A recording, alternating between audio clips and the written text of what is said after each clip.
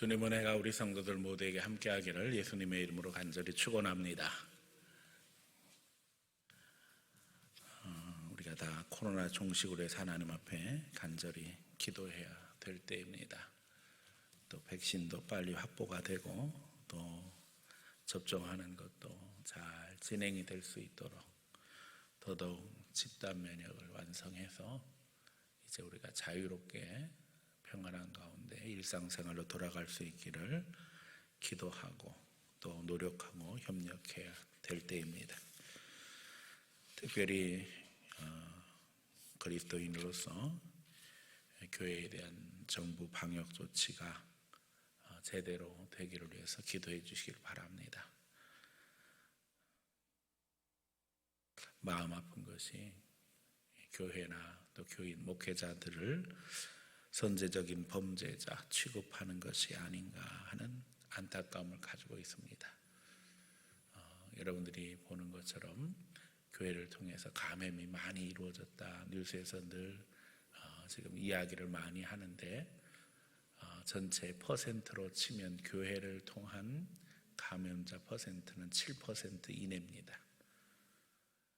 사실 다른 어떤 그보다 더 많지는 않은데도 불구하고 이제 부풀려서 이야기가 되고 있고, 더욱이 교회를 스쳐 지나가기만 해도 교회발 감염으로 보고가 되고 있고, 더더욱 안타까운 것은 여러분들이 뉴스를 통해서 들어서 알겠지만 마스크 잘 쓰고 또 소독하고 사회적 거리 유지한 교회에서는 감염이 안 일어났습니다.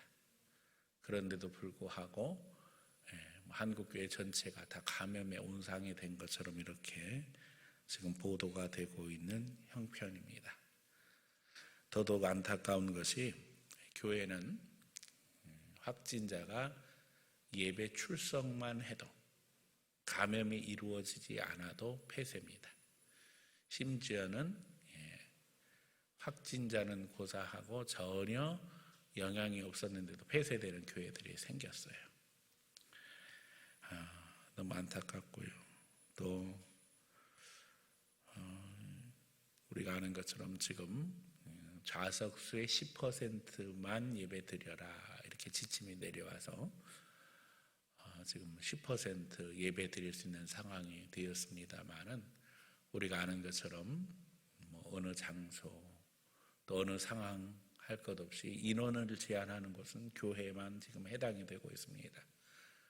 사실 여기서 예배 드리는 것보다 이 사람들이 다 한 차에 모여서 버스 타고 간다면 1시간, 2시간 가면 그게 훨씬 더 위험하지요. 좁은 공간에서. 그런데도 불구하고 교회만 인원 제한합니다. 쇼핑몰이라든지 백화점은 인원 제한 없지요. 그래서 이게 형평성이 어긋난다 하는 부분이죠. 어떤 목사님이 사마리아 사람의 비유를 하시더라고요. 예배 드리러 간 제사장 레위인보다 사마리아 사람 도와주는 것을 예수님이 원하시니까는 이때에 비대면 예배하는 게 좋겠다. 근데 저는 그렇게 생각하지 않습니다. 비대면 예배 드리고 집에 가만히 앉아 있는 것, 다시 말하면 선한 사마리아인이 되는 것인가? 절대 그렇지 않은 것이요. 지금 코로나보다 더 무서운 것은 코로나로 인해서 사람들이 너무나도 마음이 어려워하고 실제로 이제 경제적으로 타격받고 그런 고통들이 크다는 거예요. 그래서 우리가 서로 만나서 격려하고 위로하는 거, 그거보다 더 중요한 게 없어요.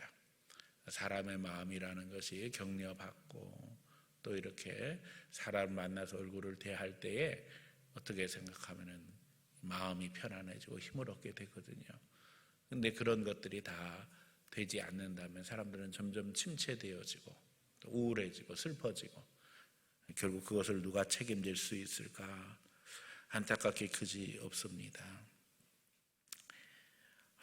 교회들이 예배를 드려야 한다 이렇게 강력하게 지금 정부에 호소를 하는데도 불구하고 10%만 예배 드릴 수 있도록 허락했어요. 10% 예배 드릴 수 있도록 허락된 상황이기 때문에 10번 예배 드리면 다 예배 드릴 수 있지요. 저는 그렇게 편안하게 생각합니다. 그래서 1시간 예배 드리고 또 나가면 또 1시간 예배 드리고 이렇게 해서라도 예배 드려야지요. 하나님 앞에 참으로 우리가 기도해야 될 것이 많은 상황입니다. 근데 사실 오늘은 하나님 앞에 너무나도 감사하고 또 개인적으로 너무나도 기뻐해야 될 날인 것이 오늘이 제가 목회한 지 30년 되는 날입니다. 그러니까 만으로 29년, 오늘부터 이제 30년을 출발하게 되는 날입니다. 제가 만 27에 안수를 받았고 그것이 10월 달이었는데 1월부터 목회를 하게 되었습니다.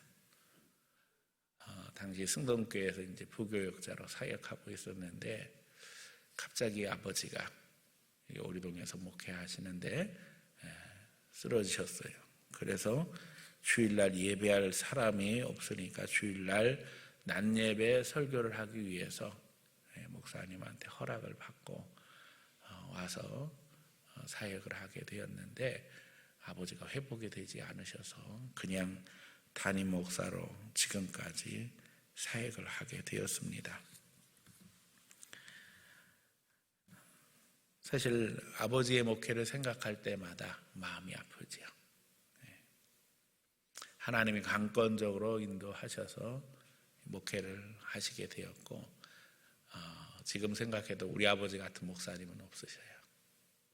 군생활을 오래 하셨고 또 목회를 시작할 때 공무원 상급 공무원으로 이렇게 퇴직하셨는데 원리 원칙주의자이셨어요. 신앙생활도 원리 원칙이셔요. 그냥 새벽 예배 때 눈 뜨시면 예배 끝나자마자 신방하러 가시는 분. 그때는 왜 그렇게 환자들이 많았는지 그냥 그 환자들에서 아버지는 둘 중에 하나님이 고쳐주시든 아니면 천국 불러가시든 그러니까 끝장날 때까지 기도하시는 분이에요. 그래서 새벽마다 신방 가서 안수해 주시고 식구들 다 깨워가지고 지금 잠잘 때가 아니고 기도할 때라고. 그래서 힘들어하는 사람도 많았지요. 그렇게 교인들을 돌보셨는데 결국 과로하셔서 쓰러지시게 되어지고 또 그런 상황에서 제가 담임 목회를 시작하게 되었습니다. 아버지는 제대로 사례를 받아보신 적도 없고 저도 처음 시작하면서 교회에서 사례하는 것이 많이 힘들어하기도 하고 해서 없으시면 안 줘도 된다고 이렇게 편안한 마음 가지고 하나님이 채우실 것을 믿고 시작을 하게 되었습니다. 그런데 너무나도 감사한 것은요, 하나님이 목회 시작할 때에 저에게 응답의 말씀, 위로의 말씀 주셨어요. 그 말씀이 오늘 우리가 읽은 창세기 26장입니다. 이삭이 남방으로 내려가서 농사할 때 그 해에 하나님께서 100배나 얻게 하셔서 마침내 거부가 되게 하셨다. 소망 있는 말씀 아니에요. 그래서 나도 열심히 목회하면 하나님께서 100배나 되게 해주실 것이다. 저는 교회가 금세 부흥할 줄 알았어요. 실제로 아버지가 목회할 때 30명, 40명 이렇게 됐는데 1년 이렇게 남짓 지나서 1년 반쯤 되니까는 이렇게 80명, 90명, 거의 100명 가까이 출석하게 되었어요. 그래서 이렇게 부흥하면 금세 200명도 되고 300명도 되고 500명도 되고 1000명도 되리라 이렇게 기대했는데 아버지가 또 쓰러지고 또 이제 신도시 개발되고 이런 때 하고 이렇게 그 타임이 맞아지면서 흩어지는 교회들이 많이 생기게 되었고 더더욱 심각한 게 우리가 그린벨트 안에 있었는데 지금 이제 천왕지구 안입니다. 오리동이지만 천왕지구 아니었는데 불법 용도 변경해서 예배를 드린다. 사연이 많지요.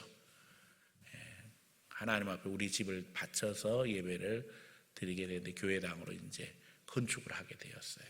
그런데 공무원들이 이야기하기를 용도 변경을 먼저 하면 건축을 못합니다. 그러니까 건물이 있으니까 집으로 사용하던 그 건물을 중개축하는 것으로 그렇게 허가를 받아서 건축을 하면 예배당으로 지셔도 우리가 이해를 할 테니 그 다음에 용도 변경을 하세요. 이렇게 지도를 해줬어요. 근데 건축 끝나고 나서 준공검사까지 다 받았는데 법이 바뀌어버렸어요. 예배당으로 지으려면 뭐 3m인가 뭐 뛰라는 거예요. 근데 뭐 좁은 땅에서 3m 뛰고 나면 건물 지을 땅이 없는 거죠. 그러니까 건물은 이미 증개축해서 준공까지 받았는데 용도 변경이 안 되는 상황이 되니까는 그 건물에서 예배하니까 이제 불법으로 용도 변경해서 예배 드린다 해가지고 고발됐어요. 그러니까 그게 아버지 목회하실 때는 그 당시 공무원들도 있었고 그러니까 뭐 자기들이 그렇게 얘기를 했었던 거니까 그냥 묵인이 되었었는데 제가 목회를 하니까 고발이 됐어요. 그래서 제가 경찰서도 불력하고 뭐 법원도 가가지고서는 다 그냥 각서 쓰고 이제는 안 하겠다 이러고 와서 또 교회를 옮겨야 되는 그런 상황이 되었습니다. 사실 정부가 일관성이 있어야 되는데 법을 조속으로 바꾸는 것이 뭐 어제 오늘의 문제가 아니에요. 그냥 관리들 편한 대로 정치하는 사람들 편한 대로 이렇게 그냥 막 바꾸잖아요. 아니 뭐 집에서 예배하면 어떻고 그렇죠? 예배당에서 예배하면 어떻고 지금이나 똑같아요. 그때나 뭐 하여간 그래서 용도 변경 그렇다고 용도 변경을 해주는 것도 아니고 그때 몇몇 뭐 교회들이 문제가 됐습니다. 지금 뭐 이름 대면 다 알만한 교회들. 근데 그 교회들은 세상에 백쓰고 뭐 해가지고 누구 찾아가고 이래가지고 다 어떻게 해결하고 저는 뭐 백쓸 때도 없고 그러니까 기도하다가 안 되니까는 거기를 떠나오게 되었지요. 결국 여러 해 지난 후에 백서서 있었던 목사님들이 저한테 그런 얘기 하시더라고요. 우리는 그때 백서 가지고서는 그냥 어떻게 불법으로라도 그냥 예배 드리는 게 됐는데 목사님은 그때 그냥 포기하고 떠났는데 결국 보니까 목사님이 더 하나님의 앞에 복을 받았다고. 그러니까 그 당시에는 너무나도 가슴이 아팠어요. 근데 하나님께서 떠나게 하셨지요. 근데 보니까 말씀대로 되는 거예요. 보니까는 오늘 본문에도 떠나는 역사가 있잖아요. 이사할 수분이 없는 블레셋 사람들이 와서 떠나라 이야기하게 되어지고 그래서 이삭은 또 옮겨가고 그래서 우물을 파서 거기서 또 양을 치는 목양을 해야 되는 그 상황이 되었던 거예요. 그래서 결국 제가 지금까지 목회하면서 9번을 이사를 했어요. 30년 목회하면서 9번 이사했다면 결국 그냥 산술적으로 생각해도 3년에 한 번씩 이사한 거 아니에요? 가정집도 3년에 한 번씩 이사하면 쉽지 않을 겁니다. 보따리 쌌다 풀었다 하는 게 이게 간단한 일이 아닙니다. 근데 그럼에도 불구하고 하나님이 그때마다 지키시고 보호하시고 인도해 주시고 또 그때마다 우리 성도들이 함께 하면서 목사에게 힘이 되었다는 거 얼마나 감사한지 모르겠어요. 이런 간증하면 참 특별한 목회했다고 많은 사람들이 이야기하는데 뒤돌아보면 진짜 하나님의 은혜였기 때문에 여기까지 온 줄로 믿고 감사할 수뿐이 없습니다. 오늘은 그래서 제가 떡을 했습니다. 그 떡은 교회에서 드시면 안 되고 집에 가서 드세요. 받아가지고 나가시면서 이제 드릴 거예요. 제일 좋은 떡으로 해달라고 그래서 우리 교인들한테 감사의 표시로 제가 떡을 해서 나눠드립니다. 하나님 앞에도 감사하고 우리 교인들에게도 감사한 날 아니에요? 특별히 온 인류가 지금 아주 어려운 때를 보내고 있는 이 상황이기 때문에 하나님 앞에 다시금 초심으로 돌아가서 목회를 시작할 때 주셨던 그 말씀을 되새기면서 오늘 말씀 증거하려고 합니다. 이삭과 같은 목회. 이 말씀 증거할 때 주님 은혜가 우리 모두에게 함께함으로 하나님의 복이 여러분 모두에게 넘치기를 예수님 이름으로 간절히 축원합니다. 첫 번째는 인도하심 받는 목회를 증거하고자 합니다. 늘 감사한 것은 하나님이 말씀의 감동 속에서 인도하셨다는 겁니다. 이미 말씀드린 것처럼 오늘 우리가 읽은 본문 말씀이 목회를 처음 시작할 때 하나님이 주셨던 말씀이에요. 하나님이 시시때때로 말씀을 주시고 그 말씀의 힘을 얻어서 목회할 수 있게 되어진 것이 얼마나 감사한 일인지 모르겠어요. 더더욱이 오늘 본문에 있는 것처럼 결국에는 번성하게 하시고 또 이사하게 하시지만 그 가운데서 이삭은 하나님 앞에 큰 복을 누리게 되어집니다. 이스라엘 사람들에게 우물은 너무나도 중요했어요. 물론 우리에게도 마찬가지겠지요. 그런데 이스라엘 사람들이 목양하는데 사람만 먹는 게 아니라 짐승을 먹여야 되잖아요. 그래서 우물을 중심으로 움직일 수뿐이 없는 거예요. 근데 너무 감사한 것은요, 이삭이 우물 파면 다 물이 나옵니다. 우리는 너무나도 좋은 땅에 살기 때문에 이게 어떻게 생각하면 당연한 줄 알아요. 우물 파면 물 나오는 게. 그런데 이런 나라가 전 세계에 그렇게 많지 않습니다. 이스라엘도 땅 판다고 다 물 나오는 나라가 아니거든요. 특별히 여기 네겝 지방 남방은 강우량이 너무도 적은 땅이에요. 그러니까는 물을 얻기가 너무 힘들고 우물 파도 다 물 나오는 게 아니에요. 그런데 보면 성경에 우물 파면 다 물이 나와요. 하나님 앞에 감사하지요. 특별히 제가 늘 증거하는 말씀은 히브리서 11장 40절. 어렵고 힘들 때 하나님이 주셨고 이게 하나님께서 내게 주신 목회 비전이다. 지금까지 붙잡고 목회하고 있습니다. 하나님이 우리를 위해서 더 좋은 것을 예비하셨은지 우리가 아니면 저희로 온전함을 이루지 못하게 하려 하심이라. 어떻게 생각하면 성경의 핵심 구절이에요.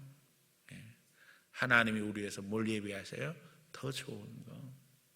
그 더 좋은 것은요, 우리가 신앙이 깊어지면 깊어질수록 더 좋은 것을 알게 되어져요. 이게 처음에는요, 믿음 없을 때는요, 그냥 세상 것 정도로 수준으로 생각해요. 그런데 믿음이 깊어지면 깊어질수록 더 좋은 게 뭔가 생각해보면 하나님의 은혜요, 예수님의 사랑이요, 그렇죠? 성령의 역사고 이게 세상이 아니라 천국이라는 걸 알게 되어져요. 처음에 하나님 앞에 기도할 때 하나님 더 좋은 게 뭡니까? 그때 주셨던 감동은 네가 체험한 것보다 더 좋은 거 주신다. 또 네가 가지고 있는 것보다, 네가 기도하는 것보다 더 좋은 거 주신다. 이런 마음의 감동 주셨어요. 뒤돌아보면 하나님께서 지금까지 위기와 어려움이 많았지만 그때마다 더 좋은 거 주셨어요. 이 말씀이 여러분들에게도 위로가 되기를 원하며 또한 이 말씀이 여러분 삶에도 그대로 열매 맺기를 축원합니다. 늘 말씀을 증거할 때마다 힘주시고 은혜를 베푸시는 하나님의 인도하심이 있었다는 게 늘 감사해요. 목회를 하는 많은 주위의 목사님들 또 친구, 선배, 후배들 이야기 들어보면 그렇게 설교에 대해서 스트레스를 많이 받아요. 근데 저는요, 스트레스를 받는 것이 아니라 아프다가도 예배 인도하고 나면 나아요. 왜요? 제가 은혜를 받아요. 설교를 준비하잖아요. 그런데 설교할 때 깨닫는 것은 성령이 지금 나를 통해서 역사하신다. 이거를 제가 깨닫고 증거해요. 막 진짜 주님이 부어주시는 걸 느낄 때가 너무나도 많아요. 제가 이렇게 원고 준비하는데 원고 준비한 것 이상으로 하나님께서 증거하게 해주세요. 제 마음이 막 감동이 된다니까요. 역사하시는 걸 깨달아요. 그러니까 이 말씀을 전하는 거, 예배 인도하는 것이 너무나도 행복하죠. 그러니까 이 난리가 난 상황에서 처음에 목사님들이 할 일이 없다는 거예요. 예배도 못 드리게 하니까 그래서 지금 사실은 한국교회 오후 예배 없어진 교회들이 너무 많이 생겼어요. 새벽에 문 닫은 교회들이 허다하죠. 근데 저는 너무나도 답답한 거예요. 그래서 아니 왜 오후 예배를 없애? 오후 예배 어떻게든지 드려야지. 또 새벽에도 마찬가지예요. 공무원들이 새벽에까지 와요. 할 수만 있으면 어떻게든지 우리가 함께 모이고 기도하고 예배하고, 하나님이 주신 사명이고 하나님 앞에 감당해야 될 부분은 너무나도 분명합니다. 저는 말씀을 읽을 때요, 그 가운데 역사하시는 성령의 은혜를 체험합니다. 우리가 말씀 속에서 오늘 본문에 있는 이삭이 되기도 하고, 또 아브라함이 되기도 하고, 모세가 되기도 하고, 다윗이 되기도 하고, 그렇잖아요. 그 말씀이 내 말씀이 되도록 성령께서 역사하시고 깨닫게 하시고 그 가운데 실천하게 하시고 열매 맺게 하시는데 얼마나 감사해요. 저는 오늘도 여러분 모두에게 100배의 축복이 함께하기를 기대합니다. 우리가 다 모두가 이삭이 되어서 이 축복 속에 들어가기를 원합니다. 도전 없는 인생이 어디 있겠어요. 그러나 그 가운데 하나님은 오늘도 인도하시고 오늘도 채워주시는 줄로 믿습니다. 물질도 마찬가지고 환경도 마찬가지고 사람도 마찬가지예요. 하나님의 인도하신 가운데 만나게 하시고 채워주시고 부어주시는 것이 주님 역사입니다. 인도하심 속에 깨달은 진리는 신앙은 훈련이라는 거였어요. 지금 뒤돌아보면 신앙이 다 훈련이더라고요. 훈련 없이 주의 복을 누릴 수 있는 방법이 있을까? 없습니다. 예수님 만나고 난 다음부터는 훈련이에요. 훈련 받은 만큼 하나님께서 사용하시고 훈련 받은 만큼 복을 주셔요. 그렇기 때문에 이 훈련으로 인해서 하나님 앞에 기뻐하고 감사하고 감격하는 단계에 들어가게 되면 성장할 수 있습니다. 그러나 훈련을 피해 넘어가게 되어지면 성장은 없습니다. 당연히 축복도 없습니다.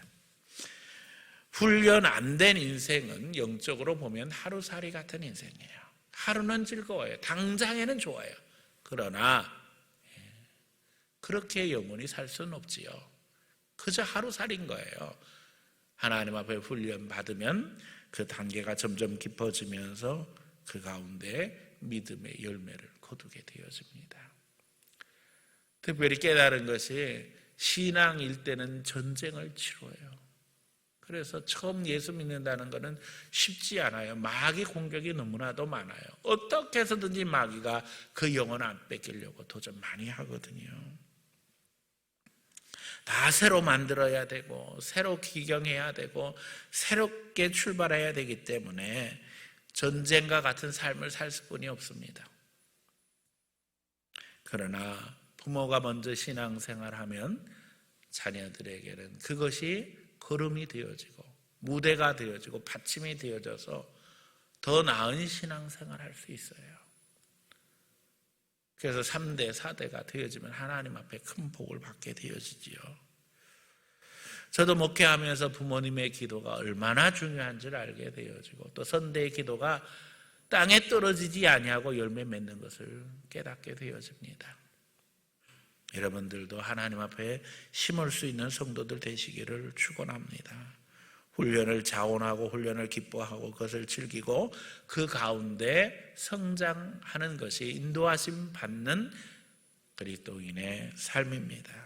우리 성도들 한 사람 한 사람이 다 그와 같기를 원합니다. 그래서 오늘의 이삭이 받은 축복처럼 하나님 앞에 그야말로 100배의 축복을 받아서 거부를 이룰 수 있기를 원합니다. 그 땅에 농사하여 그 해에 100배나 얻었고 여호와께서 복을 주심으로 그 사람이 창대하고 왕성하여 마침내 거부가 돼요. 여러분 모두가 다 영적으로나 육적으로나 거부가 되기를 원합니다. 이삭과 같은 목회를 생각할 때 목사는요 다른 게 축복이 아니라 우리 교인들이 잘 되는 게 축복이에요. 그렇잖아요. 우리 교인들이 다 하나님 앞에 100배의 복을 받는 것이 제가 복 받는 거 아니에요. 그래서 이 말씀을 함께 나누면서 우리 성도들이 이 말씀 붙잡고 늘 기도하는 가운데 하나님 이삭처럼 복받게 해주세요. 기도함으로 하나님 앞에 영육간의 거부가 되어지는 귀한 은혜 누릴 수 있기를 예수님 이름으로 간절히 축원합니다. 두 번째는 도전하는 목회를 늘 다짐하게 하신 것을 증거하기 원합니다. 본문은 이삭이 도전받는 상황에 대해서 이야기합니다. 그런 가운데 이삭은 블레셋과 싸우는 것이 아니라 새로운 우물을 파는 것에 도전합니다. 목회하면서 늘 마귀의 도전이 있는 것을 보고 있습니다. 그런데 중요한 것은 그 도전에 휘말려서는 안 된다는 겁니다. 마귀가 늘 도전해요. 목회자인 목사에게만 도전하겠어요? 여러분에게도 늘 도전하지요. 그런데 거기에 휘말려서는 안 된다는 거예요. 오히려 믿음의 사람들은 마귀의 도전 속에서 새로운 도전의 발판을 마련해야 된다는 것입니다. 사람은 다 안주하려고 해요. 그런데 잊어버리지 말아야 될 것은 안주해서는 안 된다는 거예요. 서면 앉고 싶고, 앉으면 눕고 싶고, 누우면 자고 싶은 게 사람입니다. 이게 본능이에요. 그래서 오늘 우리 시대가 위험한 거예요. 코로나 사태로 인해서 사람들이 교회에 오지 않고 그냥 집에서 화면 보고 예배하지. 그런데 그 다음엔 어떻게 되어져요? 눕는다니까요. 영적으로 잠든다니까요. 그래서 정신 차려야 된다는 거예요. 주님께 집중해야 된다는 거예요. 이삭은 도전합니다. 그래서 샘을 팝니다. 그 샘에서 물을 얻게 되는 것입니다. 오늘은 마귀가 틈을 타고 도전하지 못하게 만들어야 합니다. 마귀가 도전할 때 하나님이 새로운 역사를 이루려고 하시는구나 믿고 그것을 발판으로 더 앞으로 나가야만 합니다. 이삭의 방법은 블레셋이 도전할 때 블레셋 사람과 싸우는 것이 아니었습니다. 하나님이 새로운 땅을 향해서 나가게 하시는구나. 새로운 도전의 발판을 만들어 새로운 지역의 우물을 파게 되어집니다. 목회뿐만 아니라 인생 전체는 도전의 연속입니다. 그러나 그 도전에 함몰돼서는 안 됩니다. 도전이 올 때 하나님께서 새로운 축복을 준비하고 계시는구나. 이런 마귀가 뭔지 알고 우리 넘어뜨리려고 하거든요. 그러니까 우리가 하나님 앞에 축복의 기회가 왔구나. 더 열심히 해야지. 낙심할 것이 아니고 좌절할 것이 아니고 속상해할 것이 아니고 힘을 내야 되겠다. 우리가 믿음으로 일어서야만 합니다. 이미 훈련에 대해서 말씀드렸습니다만은 훈련의 가장 중요한 포인트는 체급이 상승한다는 거예요. 자, 권투 선수가 10kg 되어질 정도의 무게로 계속 맞는다고 생각해 보세요. 힘들지요. 그런데 그 다음에 무슨 한 5kg 정도의 힘으로 맞는다고 생각해 보세요. 그건 아무것도 아니에요. 체급이 그만큼 올라간 거예요. 능력이 상승된 거예요. 그렇잖아요. 우리가 병원에 감기 걸려서 가서 약 타러 가서 기다리고 있다가 암 환자 만나면 나는 아픈 것 같지도 않지요. 그냥 감사하고잖아요. 똑같은 거예요. 그러니까 우리가 신앙생활하면서 어려움과 도전 속에서 점점 더 우리 체급이 상승해서 웬만한 것에는 흔들리지 않게 된다는 거예요. 우물을 계속 파면서 계속 성장할 수뿐이 없는 게 우물을 파면서 우물 파는 방법을 배워가는 거예요. 어제 판 거 오늘 또 파는데 속상하지 않아요? 속상하지 않습니다. 왜요? 어제보다 오늘 더 나은 방법을 배울 수 있기 때문입니다. 그래서 안 되는 것도 해보게 되는 것이고 해보는 것이 중요하다는 거예요. 안 되는 것도 되게 할 수 있는 방법을 하나님께서 깨닫게 해주시는 거예요. 그냥 똑같은 삶만 산다면 얼마나 무의미하겠어요. 거기서 또 도전해보고 또 발전하게 되어지고 그런 가운데 우리가 어떤 도전이 와도 이길 수 있는 믿음의 사람이 될 수 있는 것입니다. 결국 블레셋의 아비멜렉이 이삭에게 화평을 요청하지요. 지금 보니까는 네가 우리보다 강성하다. 그렇게 괴롭혔는데도 불구하고 이삭은 점점 더 강성해지는 거예요. 이런 마귀도 아무나 괴롭히는 거 아니에요. 네? 마귀는요, 영혼의 사냥꾼 같아서 영적으로 죽은 사람, 지옥 갈 사람은 관심도 안 둬요. 어차피 놔둬도 쥐약 걸 건데. 그러나 하나님의 백성, 영적으로 살아있는 사람은 어떻게 해서든지 넘어뜨리려고 하죠. 영혼의 사냥꾼이라니까요. 사냥꾼이 죽은 짐승에게 관심 가져야 안 갔지요. 그러니까 예수 안 믿어도 평안한데 뭐 교회 가야 되냐고 하는 사람들은 이 영적 진리를 모르니까 그러는 거예요. 그냥 놔둬도 지옥 갈 건데 뭐 마귀가 못하러 괴롭히겠어요. 영적으로 죽어 있는데. 오늘 하나님 앞에 우리가 믿음 안에서 주님을 바라봄으로 말미암아 도전 속에서도 성장하게 하시고 어려움 속에서도 우리의 지경을 넓혀가시는 하나님을 바라봐야 될 줄로 믿습니다. 오늘 우리가 읽은 본문 마지막 부분에 그래서 고백하잖아요. 느호봇이라. 하나님께서 지경을 넓혀서 강성하게 해주셨다는 거예요. 가만히 있었으면 고기만 이삭의 땅이죠.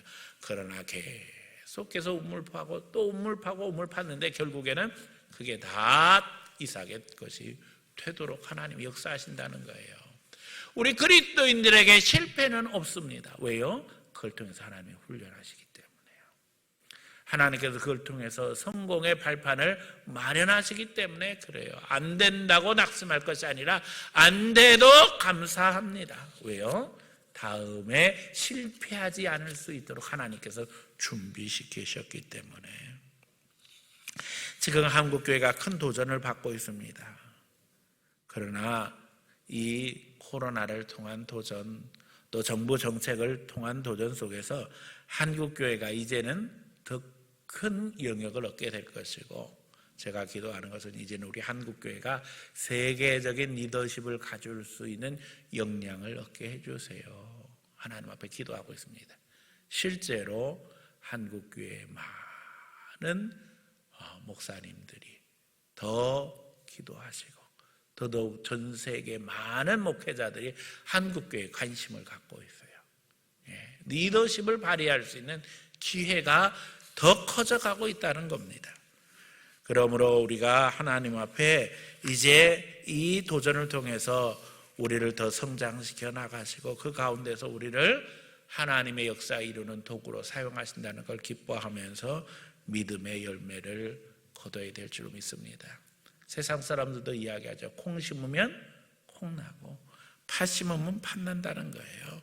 예수님의 사랑으로 심으면 예수님의 능력의 열매가 나타납니다.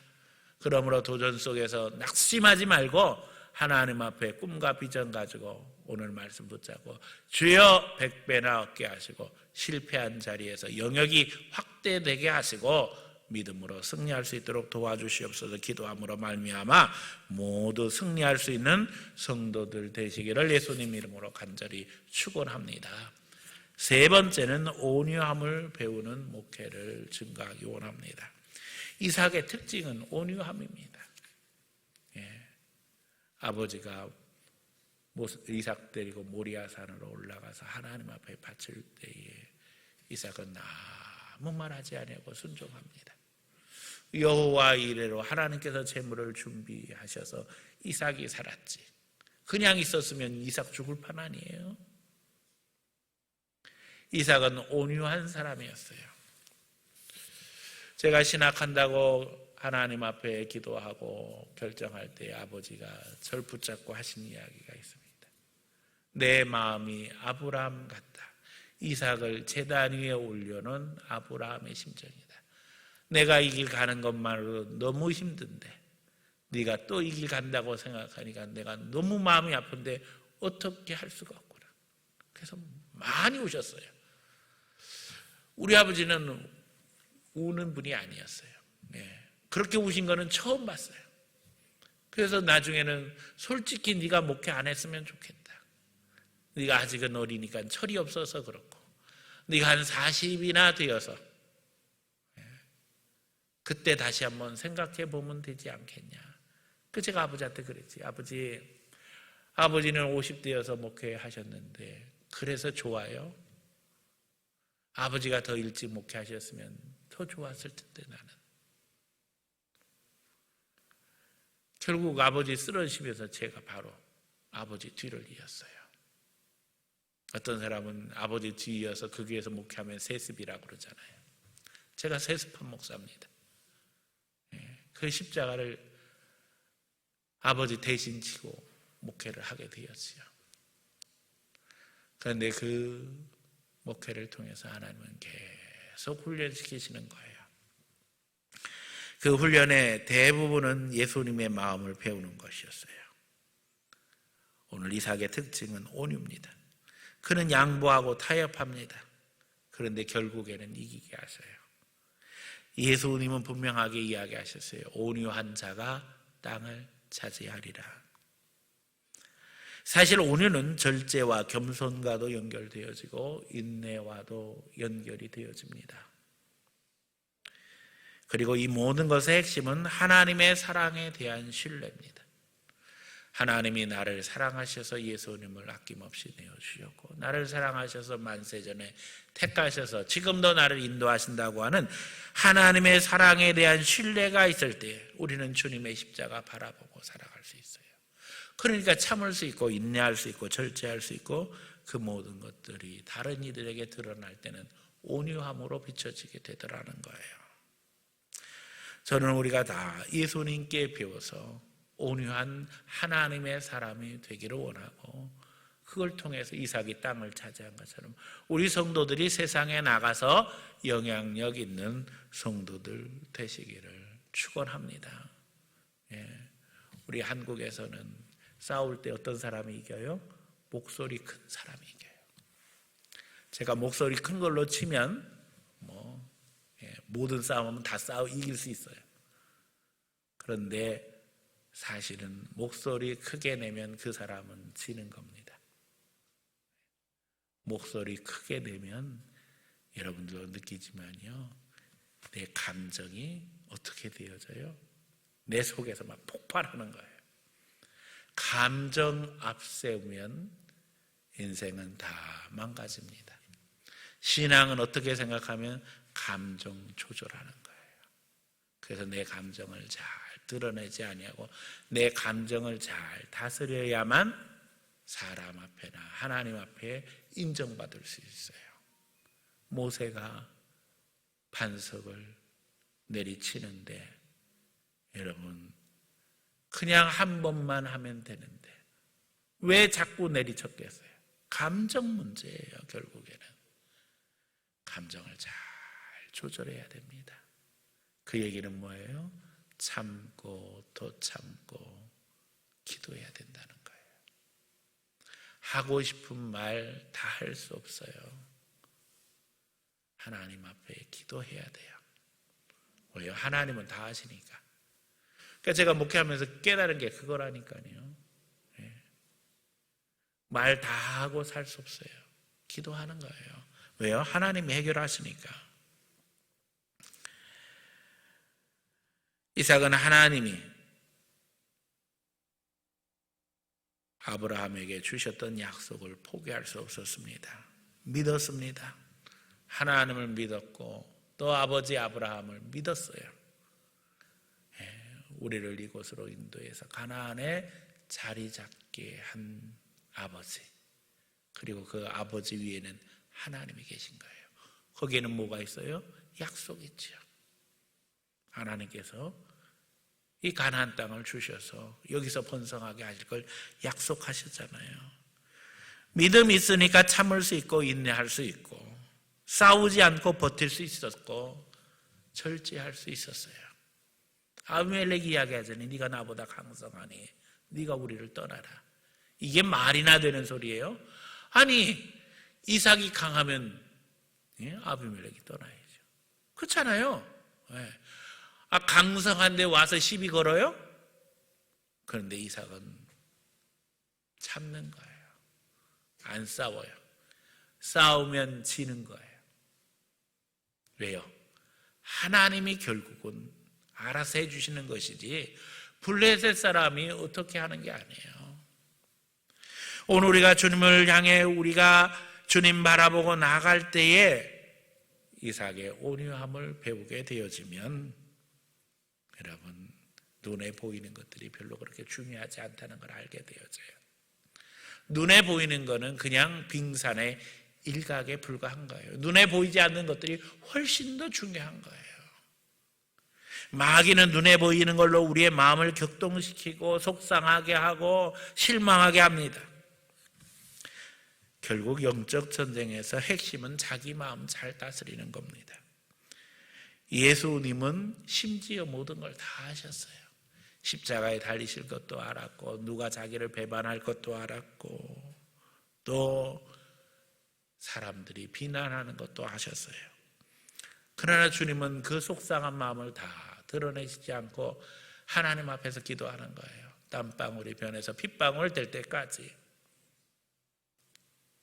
아버지여 내 뜻대로 마옵시고 아버지 뜻대로 되기를 원하나이다. 모든 일을 향해 십자가에서 죽으실 때까지도 온유함을 저버리지 아니하시고 주여 저들이 하는 것을 알지 못하나이다. 용서하시고 기도했던 예수님의 마음을 우리 모두 다 본받기 원합니다. 뒤돌아보면 제가 부족한 게 많아서 하나님이 그 부분을 많이 훈련시키신 것 같아요. 인내하고 참고 견디는 것. 우리도 마찬가지입니다. 우리 인생 천국 가는 준비하는 겁니다. 인내하고 절제하고 겸손하게.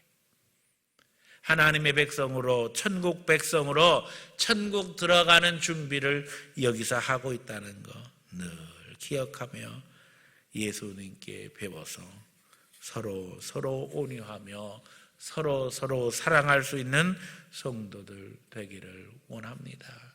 그래서 땅을 차지할 뿐만 아니라 하늘의 상급을 누리는 성도가 되기를 원합니다.